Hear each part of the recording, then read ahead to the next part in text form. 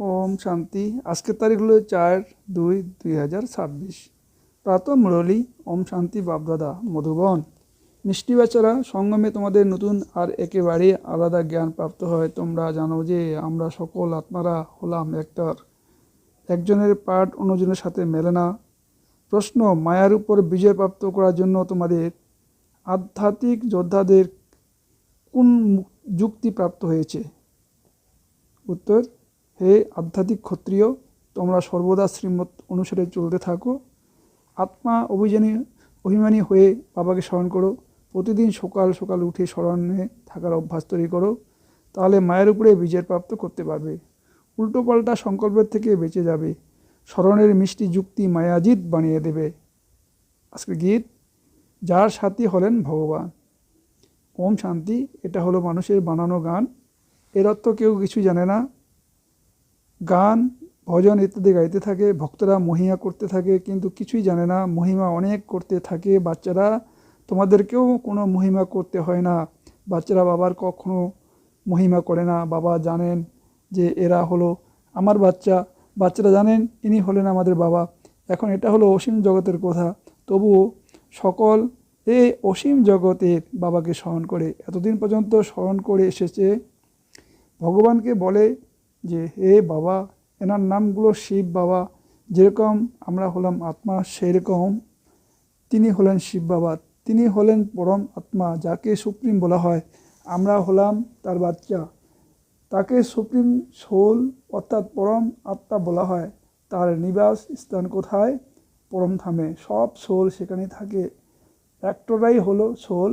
তোমরা জানো যে নাটকের অ্যাক্টররা নম্বর অনুক্রমিক হয়ে থাকে।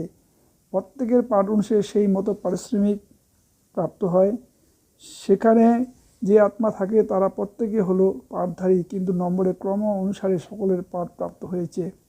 আত্মিক বাবা বসে বোঝাচ্ছেন যে আত্মাদের মধ্যে কীভাবে অবিনাশী পাঠ পূর্ব থেকে নির্ধারিত হয়ে থাকে। সমস্ত আত্মাদের পাঠ এরকম হতে পারে না। সকলের মধ্যে একই রকম শক্তি নেই। তোমরা জানো যে সব থেকে ভালো পাঠ তাদের যারা প্রথম দিকে শিব বাবার রুদ্রমালাতে আছে। নাটকে যারা খুব ভালো ভালো অভিনেতা হয় তাদের অনেক মহিমা হয়ে থাকে। কেবল তাদেরকে দেখার জন্য লোকেরা যায়। তো এটাই হলো অসীম জগতের ড্রামা। এই অসীম জগতের ড্রামাতে উঁচু হলেন এক বাবা। তাকে সর্বোচ্চ অ্যাক্টর, ক্রিয়েটর, ডাইরেক্টর বলা হয়। তারা সবাই হলো লৌকিক জগতের অ্যাক্টর, ডাইরেক্টর ইত্যাদি। তাদের নিজেদের ছোট পার্ট প্রাপ্ত হয়। আত্মাই পার্ট প্লে করে, কিন্তু দেহে অভিমানের কারণে বলে দেয় যে মানুষের এরকম পার্ট আছে। বাবা বলেন সমস্ত পার্টই হলো আত্মার। আত্মা অভিমানী হতে হয়। বাবা বুঝেছেন যে সত্য যুগে আত্মা অভিমানী হয়ে থাকে। বাবাকে জানে না। এখানে কলিযুগে তো আত্ম অভিমানী নেই তার, আর বাবাকেও জানে না। এখন তোমরা আত্ম অভিমানী হচ্ছ, বাবাকেও জেনেছ। তোমাদের অর্থাৎ ব্রাহ্মণদের একেবারেই অন্যরকমের নলেজ প্রাপ্ত হয়। তোমরা আত্মাকে জেনে গেছো যে আমরা সব আত্মারা হলাম অ্যাক্টর। প্রত্যেকেরই পাঠ প্রাপ্ত হয়েছে, যেটা একে অপরের সাথে মেলে না। সমস্ত পাঠ আত্মার মধ্যেই আছে। এমনই তো যে নাটক তৈরি হয় সেই পাঠও আত্মাই ধারণ করে। ভালো পাঠও আত্মাই গ্রহণ করে। আত্মাই বলে যে আমি হলাম গভর্নর, আমি অমুক। কিন্তু আত্মা অভিমানী হয় না। সত্যযুগে বুঝবে যে আমি হলাম আত্মা। এক শরীর ছেড়ে দ্বিতীয় নেবে। পরমাত্মাকে সেখানে কেউ জানবে না। এই সময়ে তোমরা সব কিছু জেনে গেছো। শূদ্র আর দেবতাদের থেকে তোমরা ব্রাহ্মণরা হলে উত্তম। এত অধিক ব্রাহ্মণ কোথা থেকে আসবে? যে তৈরি হবে প্রদর্শিত লক্ষাধিক আসে। যে ভালোভাবে বুঝবে, জ্ঞান শুনবে, তারা প্রজা হয়ে যাবে। এক এক রাজার অনেক প্রজা হবে। তোমরা অনেক প্রজা তৈরি করছো। প্রদর্শনী প্রজেক্টরের দ্বারা কেউ কেউ বুঝে ভালো ভালো তৈরি হয়, শিখবে, যোগ করবে। এখন তারা বেরিয়ে আসবে, প্রজাও বেরোবে। তারপর ধনী, রাজা, রানী, গরিব ইত্যাদি সবাই বেরিয়ে আসবে। প্রিন্স, প্রিন্সেস অনেক হবে। সত্যযুগ থেকে ত্রেতা পর্যন্ত প্রিন্স, প্রিন্সেস হবে। কেবল 8 জন বা 108 জন তো হবে না, কিন্তু এখন সবাই তৈরি হচ্ছে। তোমরা সেবা করতে থাকো। এটা নতুন কিছু নয়। তোমরা যদি কোনো অনুষ্ঠান করো, এও নাথিং নিউ, অর্থাৎ নতুন কিছু নয়। অনেকবার করেছো, পুনরায় সঙ্গম যুগে করবে। আর কি করবে? বাবা এসেছেন পতিতদেরকে পাবন বানাতে। একে বলা হয় ওয়ার্ল্ডের হিস্ট্রি, জিওগ্রাফি। প্রত্যেক কথাতেই নম্বরের ক্রম তো হবেই। তোমাদের মধ্যে যে ভালো ভাষণ করতে পারে তাকে সবাই বলবে যে এ খুব সুন্দর ভাষণ করছে। অন্যদের শুনবে তো বলবে যে প্রথমজন খুব ভালো বোঝাতে পারে। তৃতীয়জন তার থেকে ভালো ফলে তো বলবে যে এ তো তার থেকে অধিক ভালো বোঝায়। প্রত্যেক কথাতে পুরুষার্থ করতে হবে যে আমি তার থেকে উপরে যাব।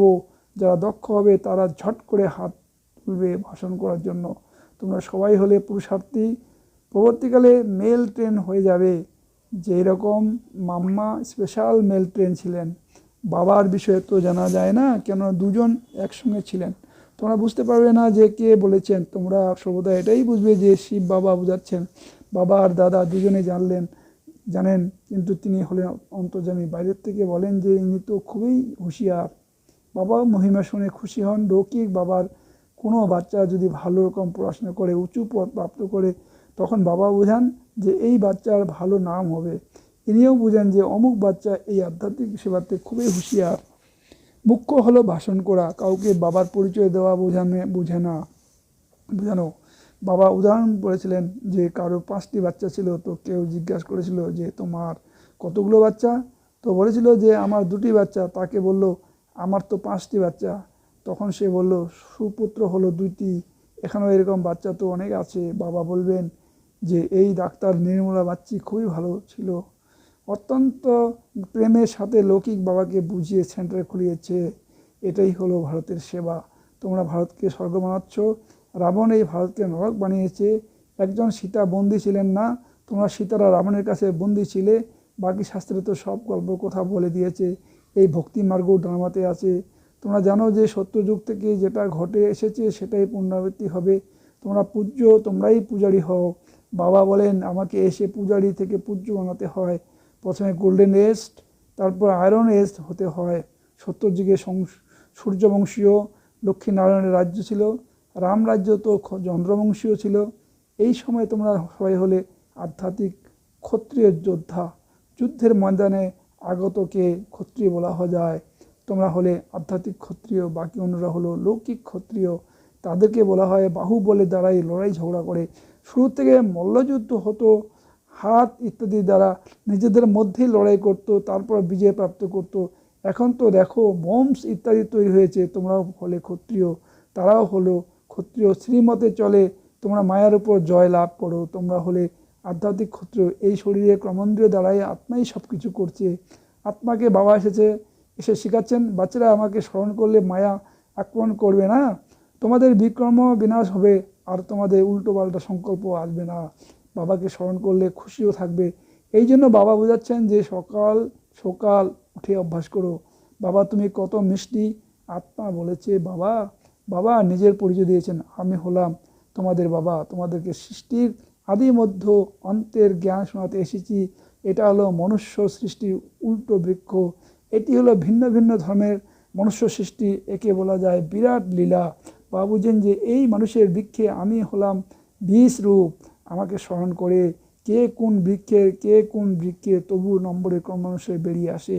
এটাই ড্রামা তৈরি হয় আসে। কথিত আছে যে অমুক ধর্ম স্থাপক দেবদূতকে পাঠিয়েছিলেন, কিন্তু সেখান থেকে পাঠান না। এটা ড্রামা অনুসারে পুনরাবৃত্তি ঘটে। এই একজনই আছেন যিনি ধর্ম আর রাজধানী স্থাপন করেছেন। এটা দুনিয়াতে কেউই জানে না। এখন হলো সঙ্গম, বিনাশের জ্বালা প্রজ্বলিত হবেই। এটি হলো শিব বাবার জ্ঞানযজ্ঞ। তারা রুদ্র নাম রেখে দিয়েছে। প্রজাপিতা ব্রহ্মার দ্বারা তোমরা ব্রাহ্মণে জন্ম নিয়েছো, তাই না? তোমরা হলে সব থেকে শ্রেষ্ঠ। পিছনে আরও অনেকে বেরিয়ে আসে। বাস্তবত সবাই হলো ব্রাহ্মর বাচ্চা। ব্রহ্মাকে বলা যায় গ্রেট গ্রেট গ্র্যান্ডফাদার। বিভাগ আছে, সবার প্রথমে ব্রহ্মা হলেন উঁচুতে, তারপর শাখা বিভাজন হয়েছে। বলা হয় ভগবান সৃষ্টি কীভাবে রচনা করেন। রচনা তো আসে যখন তারা পতিত হয়, তখন তাকে আহ্বান করে। তিনিই এসে দুঃখী সৃষ্টিকে সুখী বানান। এই জন্য আহ্বান করে বাবা দুঃখ হরণকারী, সুখ প্রদানকারী, এসো। নাম রেখে দিয়েছে হরিদ্বার। হরিদ্বার অর্থ হরির দ্বার। সেখানে গঙ্গা প্রবাহিত হচ্ছে। মনে করে যে আমরা গঙ্গা স্নান করলে হরির দ্বারে চলে যাব, কিন্তু হরির দ্বার কোথায় আছে? তারা তখন কৃষ্ণকে বলে দেয় হরিদ্বার তো হলেন শিব বাবা। দুঃখ হরণকারী, সুখ প্রদানকারী। প্রথমে তোমাদেরকে যেতে হবে নিজ নিকেতনে। বাচ্চারা তোমাদের এখন নিজের বাবা, আর ঘরের জ্ঞান প্রাপ্ত হয়েছে। বাবার স্থান হলো উপরে, ফুল হলো উপরে, তারপর যুগল দানা তার থেকে নিচে, তখন বলা হবে রুদ্রমালা। রুদ্রমালা, তারপর বিষ্ণুর মালা, বিষ্ণুর গলার হার, সেটাই যারা বিষ্ণুপুরীতে রাজত্ব করবে। ব্রাহ্মণদের মালা হয় না, কেননা সময়ে সময়ে তো ভেঙে যায়। বাবা বুঝান নম্বরে ক্রমানুসারে তো আছে, তাই না? আজ ঠিক আছে, কাল তুফান এসে যায়, গ্রহের দশা এসে গেলে নিয়ে অর্থাৎ ঠান্ডা পড়ে যায়। বাবা বলেন তারা আমার হয় আশ্চর্যবধ শোনে, অন্যদেরকেও শোনায়ও, ধ্যানেও যায়, মালাতেও গ্রন্থিত হয়, তারপর একরকম ভাগান্তি চণ্ডাল হয়ে যায়। তাহলে মালা কীভাবে হবে? তাই বা বোঝাচ্ছেন ব্রাহ্মণদের কোনো মালা হয় না, ভক্তমালা আলাদা, রুদ্রমালা আলাদা। ভক্তমালাতে মুখ্য হলো নারীদের মধ্যে মীরা, আর পুরুষের মধ্যে হলো নারদ, এটাই হলো রুদ্রমালা। সঙ্গমে বাবাই এসে মুক্তি, জীবন মুক্তি প্রদান করেন। বাচ্চারা বুঝে গেছে যে আমরাই স্বর্গের মালিক ছিলাম, এখন নরকে আসি। বাবা বলেছেন নরকে লাথি মারো, স্বর্গের রাজত্ব গ্রহণ করো, যেটা রাবণ তোমাদের কাছ থেকে ছিনিয়ে নিয়েছিল। এটা তো বাবা এসে বলে দেন। তিনি এই সকল শাস্ত্র তীর্থকে ইত্যাদিকে জানেন, তিনি হলেন বীজ রূপ, তাই না? জ্ঞানের সাগর, শান্তির সাগর, এটা আত্মা বলছে। যারা বাবা বুঝান এই লক্ষ্মী নারায়ণ সত্যযুগের মালিক ছিল, তার আগে কি ছিল? অবশ্যই কলিযুগের অন্ত হবে, তাহলে তো সঙ্গম যুগ হতে হবে। পুনরায় যখন এখন স্বর্গ তৈরি হচ্ছে, বাবাকে স্বর্গের রচয়িতা বলা হয়, স্বর্গ স্থাপন করছেন। এই লক্ষ্মীনারায়ণ স্বর্গের মালিক ছিলেন, এনাদের অবিনাশী উত্তরাধিকার কোথা থেকে প্রাপ্ত হয়েছে? স্বর্গের রচয়িতা বাবার থেকে। এই উত্তরাধিকার বাবার দ্বারাই প্রাপ্ত। তোমরা যে কাউকে জিজ্ঞেস করতে পারো যে এই লক্ষ্মী নারায়ণের সত্যযুগে রাজধানী ছিল, তারা তো কীভাবে গ্রহণ করেছিল, কেউ বলতে পারবে না। এই দাদাও বলেছেন যে আমিও জানতাম না, পূজা করতাম কিন্তু কিছুই জানতাম না। এখন বাবা বুঝিয়েছেন, এই সঙ্গমে রাজযোগ শিখিয়েছে। গীতাতে রাজযোগের বর্ণনা আছে, গীতা ছাড়া আর কোনো শাস্ত্রের রাজযোগের কথা নেই। বাবা বলেন আমি তোমাদেরকে রাজা তৈরি করছি। ভগবানে এসে নর থেকে নারায়ণ হওয়ার জ্ঞান প্রদান করেন। ভারতের মুখ্য শাস্ত্র হলো গীতা। গীতা কবে রচনা করা হয়েছে এটা জানে না। বাবা বলেন আমি কল্পের সঙ্গমে আসি, যাদেরকে রাজ্য দিয়েছিলাম তারা রাজ্য হারিয়ে পুনরায় তমোদান দুঃখী হয়ে পড়েছে। এখন এটা হলো রাবণের রাজ্য। সমগ্র ভারতেই কাহিনী এটি। ভারত হলো অলরাউন্ডার, অন্যরা তো সব পড়ে আসে। বাবা বলেন তোমাদেরকে 84 জন্মের রহস্য বলেছি। 5000 বছর পূর্বে তোমাদের দেবী দেবতা ছিলে, তোমরা নিজেদের জন্মকে জানতে না। হে ভারতবাসী, বাবা এসে অন্তিম সময়ে আদিতে এলে তো আদি মধ্য অন্তের জ্ঞান কীভাবে শোনাবেন? সৃষ্টির বৃদ্ধি যদি না হয় তো কীভাবে বোঝাবেন? সেখানে তো জ্ঞানের দরকারই নেই। বাবা এখন সঙ্গম যুগে জ্ঞান প্রদান করতে এসেছেন, তিনি হলেন নলেজফুল, তাই না? অবশ্যই জ্ঞান শোনাতে এই অন্তিম সময় আসতে হয়। আদিতে তোমাদেরকে কি শোনাবেন? এটা হলো বোঝার বিষয়। ভগবানও বাস যে আমি তোমাদেরকে রাজ্য শেখাচ্ছি। এ হলো পাণ্ডব গভর্নমেন্টের ইউনিভার্সিটি। এখন হলো সঙ্গম। যাদব, কৌরব আর পাণ্ডব তারা সেনা দেখিয়ে দিয়েছে। বাবু যাচ্ছেন যে যাদব কৌরব বিনাশকালে বিপরীত বুদ্ধি, পরস্পরকে গালি দেয়, বাবার সাথে প্রীতি নেই, বলে দেয় যে কুকুর বিড়াল সকলের মধ্যে পরমাত্ম আছে। বাকি পাণ্ডবদের প্রীত বুদ্ধি ছিল, পাণ্ডবদের সাথে ছিলেন স্বয়ং পরমাত্মা। পাণ্ডব মানে আধ্যাত্মিক পাণ্ডা, তারা হলো লৌকিক পাণ্ডা, তোমরা হলে আধ্যাত্মিক পাণ্ডা। আচ্ছা, মিষ্টি মিষ্টি হারানিধি বাচ্চাদের প্রতি মাতা পিতা বাপদাদা স্মরণে স্নেহ সুমন আর সুপ্রভাত। আত্মাদের পিতা তার আত্মারূপী বাচ্চাদেরকে জানাচ্ছেন নমস্কার। ধারণার জন্য মুখ্য সার 1 নম্বর হলো আত্মা অভিমানী হয়ে এই অসীম জগতের নাটকে হিরো পার্ট প্লে করতে হবে। প্রত্যেক অ্যাক্টরের পার্ট তাদের নিজের, এই জন্য কারো পার্ট দেখে ঈর্ষা করবে না। 2 নম্বর হলো সকাল সকাল উঠে নিজের সাথে কথা বলতে হবে, অভ্যাস করতে হবে আমি এই শরীরের কর্মেন্দ্রিয়ের থেকে আলাদা। বাবা তুমি কতই না মিষ্টি, তুমি আমাকে সৃষ্টির আদি মধ্য অন্তের জ্ঞান দিয়ে থাকো। বরদান, বাবার সংস্কারকে নিজের সংস্কার করে তোলা, ব্যর্থ বা পুরানো সংস্কার থেকে মুক্ত ভব। যে কোনো ব্যর্থ সংকল্প বা পুরানো সংস্কার দেহ অভিমানের সম্বন্ধ থেকে হয়।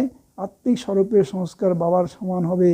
বাবা যেমন সদা কল্যাণকারী, পরোপকারী, দয়াশীল, বরদাতা, ঠিক তেমনি নিজের সংস্কারগুলিকে যেন ন্যাচারাল হয়ে যায়। সংস্কার অর্থাৎ সংকল্প বলা এবং কর্ম সেভাবেই হতে হবে, তখন আর পরিশ্রম করার দরকার পড়বে না। স্লোগান, আত্মিক স্থিতি থেকে নিজের শরীরের দ্বারা কার্য যে করে সেই হলো প্রকৃত পুরুষার্থী। অব্যক্ত ইশারা, একতা আর বিশ্বাসের বিশেষত্বের দ্বারা সফলতা সম্পূর্ণ হও। বাবা যেমন তোমাদেরকে কোন কোন থেকে খুঁজে নিয়ে এসেছেন, অনেক বৃক্ষের শাখা প্রশাখা এখন একটাই চন্দনের বৃক্ষ হয়ে গেছে। মানুষ বলে 2-4 জন মাতারাও একত্রে থাকতে পারে না, আর তোমরা মাতারা সমগ্র বিশ্বের একতা স্থাপন করার নিমিত্ত হয়েছ। তোমাদের নিজেদের এই একতাই বাবাকে প্রত্যয় করাবে। ওম শান্তি, ওম শান্তি, ওম শান্তি।